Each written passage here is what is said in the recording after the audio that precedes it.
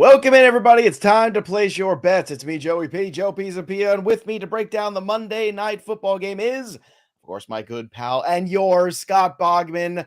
So, Boggs, here we are again, another primetime Denver Broncos game. I can only hope this one's better than the last time we saw them on primetime on a Thursday night, which did not go very well. Or the other time, or the time before that. They've been on primetime too many times, the Broncos have. Yes, them and the Bears. I'd like to get them and the Bears off the primetime games. But alas, the only way to watch these games is to have a little action. So we're going to do that tonight. We're going to get to it. And of course, we're bringing you all the content from bettingpros.com. So make sure if you haven't already, go check out bettingpros.com. And don't forget to also check out the prop bet cheat sheet, which is amazing. And all of our shows are brought to you by BetMGM, the king of sportsbooks. Download that BetMGM today and get moving, get placing your wagers on. All right, so here we go. Los Angeles Chargers at home, 3-2, Scott Bogman. They take on the 2-3 Denver Broncos, -4 on the Los Angeles side. So there you go, 4-point favorites for Los Angeles. So let's start there on the spread before we get to the 45.5 and the over-under. What are your thoughts on how this one's shaping up tonight, Boggs? The 4 feels so perfect. And I mean, Vegas made all of their money back this weekend, didn't they? Sure did. That they had lost up until this weekend, they won it all back. Nothing, as a lot of people were predicting, happened this weekend. So such a good line. I'm going to lean on the Chargers here. If I'm picking a team, I'm not betting this game straight out, by the way. It's too close divisional matchup Monday night. Teams are weird. No thanks. But if gun in my head, I'm going with the Chargers, but I'd rather bet on the total. All right, well, let's talk about that total. 45.5 is the number, Boggs. So do you think that the Denver Broncos can pull their weight here for once? Or is it more just Russell Wilson toiling away and just looking at one wide receiver for about 3 hours? Yeah, look, they've been having a lot of drops, right, in Denver, and a lot of bad passes as well. So, but I do think, they were on Thursday night last week, excuse me.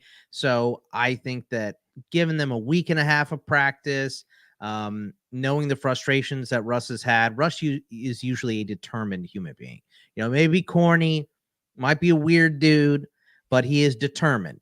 So, I expect this game to go over. I think we'll see a better Broncos offense, and the Chargers always have good offense, even down Keenan Allen. So I expect this game to go over. So if I'm picking one thing to bet on tonight in terms of just the game straight, give me the total, and I will go over on this game. Okay, over on the total. So that's, again, going to be an offense tonight for the Los Angeles Chargers without Keenan Allen yet again, because Keenan Allen is old, and that's what happens when your hamstrings go.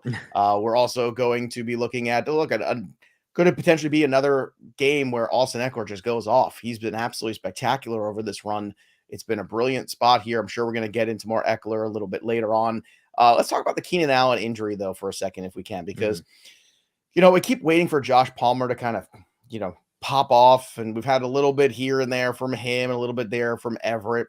How do you see this Los Angeles Chargers offense running here, especially if this is indeed a tougher matchup here with Surtain and for Mike Williams? Yeah, it is going to be a tough matchup. I do think Mike Williams will catch passes. I just don't know for how many yards, right? They will design routes for him that will let him use his size. And Surtain is a big corner too, 6'2", much taller than most corners in the league, and he's outstanding. So, but he will let up a couple catches. He's so good at tackling the catch and forcing an incompletion, though. They got to go their number one, so he's going to get targeted. So, losing Keenan stinks, but you get Austin Ekeler, and they've been designing more. You'll see teams like Pittsburgh, when you don't have a good quarterback or you're missing a big weapon, they'll design more pre-snap motions and stuff. I think what the Chargers have been doing is engaging more post-snap, option routes and stuff like that. You've seen that a lot from Austin Ekeler in the last couple of weeks, where Herbert will look at two reads. It's Ekeler and somebody else, and he'll wait on that one linebacker. Where who are you covering? Are you going to try to, or they'll do play action? Are you going to bite on this play action? Are you going to slide towards the tight end? That's going to leave Ekeler wide open out in space. So if your concentration is to get Singleton on Ekeler, which, Singleton's not a good run stopper. He's a good cover linebacker. Yeah. So if that's your goal, well, you better hope that he tackles the catch or that you don't give Herbert enough time to wait to throw that ball because I do think Ekeler will have a decent game. Yards are tough. Receptions are tough to kind of pin down, but I do like him as an anytime touchdown, but the juice is not good there either. So that's why I'm kind of placing my props on other players in this game. You saw a lot of that pre-snap motion stuff in the Kansas City and Buffalo games early. A lot of that looking for the mismatches, but yeah, the breaking off the routes and having some of the post stuff going on there too. Very interesting to see how that runs. And look, this is Denver's had a little bit extra time here to get more prepared. You would hope and think that they would be for this one. We shall find out. And it's building chemistry. You know, Russ was in Seattle for a long time. Right. Sure. So it's just tough to build chemistry. It's also a first-year head coach. I think, there's a lot. I think that honestly has really pulled down a lot of things. But at a certain point, you know, nobody cares. You're right. It's week 6 here. Yeah. You know, with one more game left to play, and it's going to be week 7, and you've got to at least show some signs. I think the frustrating thing is not enough signs of things going in the right direction. I understand. Well, as soon as you see signs, it's Javonte, and then he gets hurt. Well, that is a huge loss for that offense. But at the same time, you know, when you're paying a quarterback $250 million, you need to see it. Look, it might not always show up in the wins and losses, but what you have to look for is, are they playing good football? Are they being competitive? Right. You see a lot of teams that are playing pretty good football, but the records don't reflect it necessarily. So, you know, sometimes that happens. Eventually that stuff evens out here. If you do like Denver on the upset tonight, though, they are plus 180 on the money line. I don't. I'm more where Bogman is here, and I think the total at 45.5 of the 3 is the most appealing thing. What else is appealing, of course, is prop bets. So let's steer everyone towards the prop bets for a moment, and let's talk about anytime touchdown scorers. We've got a fair amount of them. We got Austin Ekeler minus 140, Mike Williams at plus 125, Boone at plus 150, same as Melvin Gordon. And then Courtland Sutton, you got him in a couple spots here, and you can get him at plus 185. So, Boggs, you feel pretty good about Sutton being the sweet spot for the anytime TD. I mean, we mentioned how many drops this offense has had, right, Joe? I mean, you've seen tight ends drop balls. You've seen RBs and Judy. Judy specifically has dropped a bunch of footballs. So Courtland Sutton is just the main guy. And Russ. So many red zone targets, too. So many targets. I mean, you know, wherever. And look, this defense can give up a big play, right? So especially without Joey Bosa, you know, you give Russell Wilson a extra Mississippi back there, he will make you pay eventually, even though he hasn't been doing it this season. So I think he's going to get peppered with targets, a lot of red zone targets, end zone targets, as you mentioned, Joe, because of his size. So, and we're getting plus over 150, which I like. That's kind of like my marker for a touchdown for a player. I want to get at least plus 150. We're at that at like 180, 185, depending on the book. So, I love Courtland Sutton here as an anytime touchdown play. Let's roll him. Yeah, it's a better number than I thought it would be. I think it would be closer to like 130. Yeah, in fact, you can get it at 185 in some spots. It's actually kind of stunning. Let's get to the next one here on the list of props. Let's talk about Russell Wilson. The completions, 19.5 is the number. Are you going over or under this? I'm going to go over that. I think he's had 20 completions in 3 games so far. And you know, you're down Javonte. Melvin is gimpy. I do expect him to be down because I expect the Chargers to be winning this game for the majority of it. So that just leads towards more passing. Plus, you know, like we said before, Joe, you give him an extra, 4 days to practice, 3 days to practice. That's big for a guy like Russell, as we mentioned before, developing in a new system with a new coach and new players and all that stuff. It's going to start coming together, and they are going to start looking better pretty soon. And I think this is the start of it. So I'll go over that completion total for Russ. We got a touchdown. We have a question. I hope we get a touchdown. We have a question here about touchdowns from Austin Ekeler tonight from Craig Joe 2. Wants to know, is Ekeler going to get a touchdown tonight? Look, it's minus 140 on the juice of it. So right. Probably very likely, but the only way you're going to make money on that is if you pair it with something else and make a little 3-leg parlay. Yeah. Out of it, where you take one thing, you take maybe Sutton, you take Ekeler, and maybe you take the over, and you put those 3 things together, in which case, yeah, and that's Mrs. Garrett's there, and the whole clan is there, and Joe and her motorcycle. But yeah, I think whenever you're looking for something where you feel like it's a lock, that's what you're looking to try to do. Find something else, like Bogman's pointing out there. That Sutton one is really good because the opportunity's been there. The red zone looks have been there. So You're not asking for a lot. You're just asking for them to actually get it done. And it's going to be a little bit easier time for him in this one. All right, let's get back to some of the props here that you got here. Let's go to KJ Hamler, 22.5 receiving yards, over or under in this one? I'm going to go with the over. We saw KJ Hamler throw the little hissy fit, right, for not getting thrown the ball at the end of the game. And I know that's frustrating. I know Kendall Hinton missed that game too. So we saw him get more snaps than he has. I just think that is something that Russell will work on. Plus, KJ Hamler is a deep threat. That's what he is. I mean, he's gone over this total only once this season, but it was on one catch for 55 yards. We've heard Hackett say a couple times, we got to, get the ball more in this guy's hands because he's a playmaker. So I'm thinking maybe let's design some short stuff for him. You're missing your big play threat in Javonte now. Sutton is more of a volume guy than a deep threat guy, even though he can get open deep. So I think there's going to at least be a couple tosses to him deep in this game. This is something with that extra time you can prepare for, because Hamler is, he's I don't want to say a gadget player. He's not really a gadget player, but he's a tool. He's a stretch the field tool for this team. I think that's fair. Throw at him deep early, at least a couple times, to get the DBs and linebackers maybe a step back, a step or two back when he's on the field. I think they're going to do that. He's an explosion type player. He's the kind of player that you can get a spark plug. How's that? You like that? He's a spark guy. He's a hustler. Yeah, he takes the top off the defense. That's the whole point of him. So you gotta take a couple shots with him, especially with the banged up running game too. You make them respect that deep hitter early, and it'll open up some lanes for your running backs a little bit later. So hopefully they connect on. All you really got to do for Hamler is connect on one. So I think that he can get that today. All right, we got a question here too from Alex. Do you like Gordon or Ekeler rush yards more tonight? Let's take a look at them, and we'll go through them. Melvin Gordon for the rushing yards is at, 50.5. Our projection is at 58.5. You can bet this at FanDuel at -110. And Eckler's number for the rush yards. See, you got the receiving. The rush yards are 59.5 for him. Projection to the over as well at 61.3. That also is a FanDuel at -110. So do you have a preference of either of these two, or do you like either of these two? My preference would be Ekeler.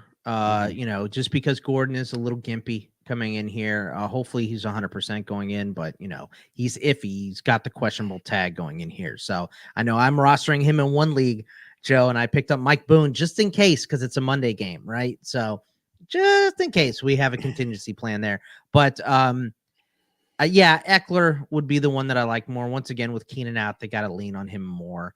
So if I'm picking one, it would be Ekeler. Now, I want to help Craig Joe out here, because Craig Joe is saying definitely wants to do the 9-leg parlay tonight, all that stuff. Now, I'm not telling you how to amuse yourself, but Craig Joe, what you're trying to do is you take three things you really like and you bet that hard together. The more you add variance to these parlays with 4, 5, 6, the more you're basically just lighting your money on fire and saying, here, come take my money, because so many things have to happen correctly. And I know it's tantalizing. You can put $3 on it. And I'm saying, if that's your entertainment, you want to put $3 and you're going to win $100, and that is going to make you happy. Good, grand, terrific. I'd rather put $50 on something and win $100 on something. That to me is a little bit more appealing, than I know I can control that, as opposed to just burning the money up. I mean, I Joe, think that's always the way to go. Vegas builds buildings and arenas on parlays. Yeah, they build hotels off of 9-leg parlays. Yeah. So I'm not telling you don't do it. I know that $10 when you $1,000 and you're happy. Yeah, come give me a tip after. I love it. Sometimes it's worth the $5 just to imagine what you do with that money. You know what I mean? It's kind of like playing the lottery. It's the same deal. It's fine, but again, I'd rather take 25 and invest it in 3 things and come out positive on the 75, and then roll that over to the next day, and the next day, and the next day. Yeah. That is the difference, everybody. They do the Powerball for a reason, because everybody can go out there, and what you can do is you go out there and then everybody says, well, hey, $20, I might get a shot at this. And everybody has that same mentality. You can actually control this a little bit more. If you're smart, if you play fantasy at a high level, if you are paying attention to things like betting pros, we can give you all the right tools to go be successful. But then at the end of the day, you have to make the good choices with those tools. And that's what we're trying to do. I don't think that's discussed enough. I think, and again, sure, I am all for everybody going out there and having fun. Believe me, I get it. But if you really want to make some money at this, there's a different approach. And that's the approach you take. You find the 3 things you like at the most, because the minute you add more variance is the minute you are basically saying, here, take my money away. And it's a small amount. But again, if you bet harder on a little bit less, you might find a path to victory and to make some money. Let's get to some other things here. Let's get to Mike Williams, my boy Mike Will. 5.5 receptions, tough matchup for him. You like the over or the under at -105?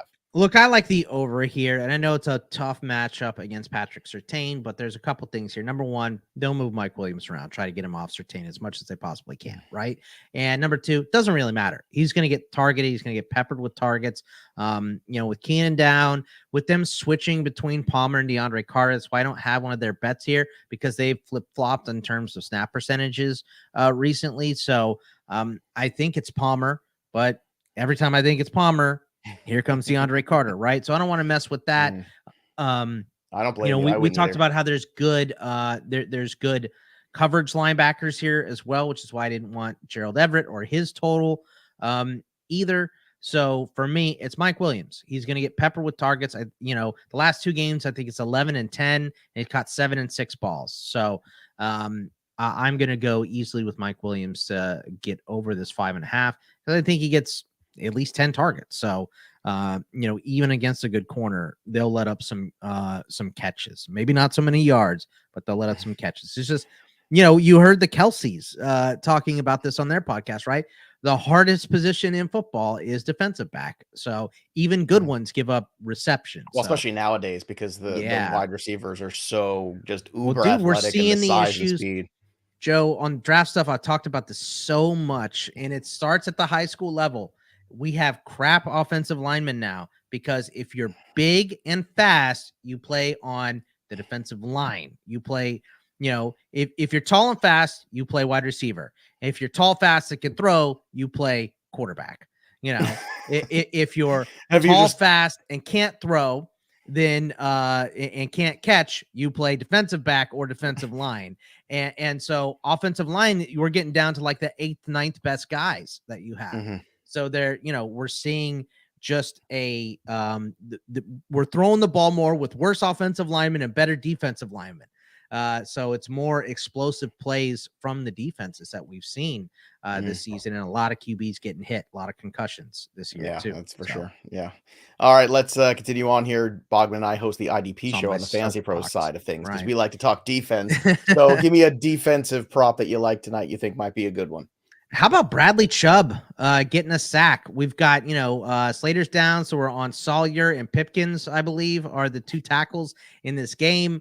We think Herbert's going to throw the ball a bunch, right? Because he always does. Chubb's been on a heater. Give me Chubb to get a sack here, and this is paying plus on the juice as well. So give me Bradley Chubb. Hopefully Baron Browning is in there again. I mean, good Lord, he looked amazing the other night. Yeah, now that we're worrying about Browning on the other side, let's get Chubb to get to that QB one or 2 times. Speaking of QBs, by the way, let's take a look at some of the Justin Herbert numbers here. We got 266.5 for the passing yards. We got 23.5 for the completions, and we've got 9.5 on the rushing yards. Can I tempt you with any of these? This is Herbert. Yeah, I mean the passing actually. The rushing yards. The 9.5. I love the small numbers. We always like the small numbers. Yeah, look, because they're attainable. This is a run. This is one run for Herbert. One run and a slide. You know what I mean? So if I do think Chubb is going to be chasing him down a little bit with those, with those tackles that are a little questionable. He had 13 rushing yards last game, by the way, against and that was with his rib issue that he's had. So the further we move away from that, the more likely he is to run. So I like that over 9.5. All right, Russell Wilson. I'm sorry, I'm staying away from everything regarding Russell Wilson. I'm not touching it. Sorry, if you want to, go nuts. Enjoy it. I took the completions. I think he's going to pass the ball a lot, but fine. I understand he's been hard to watch. He has been.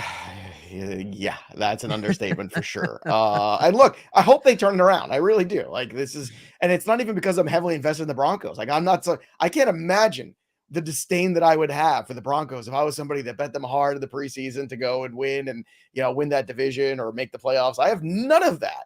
None of it.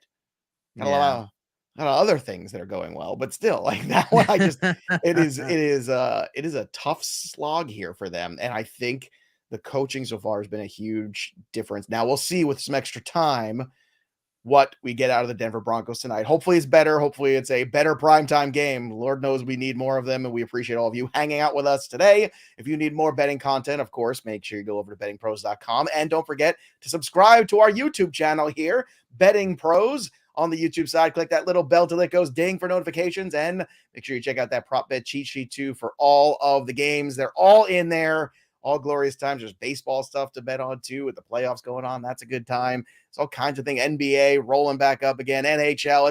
It's a glorious time to be alive and making bets. So hopefully you all enjoyed the show. We'll be back again on Thursday night to do it all again. That'll do it for us for now.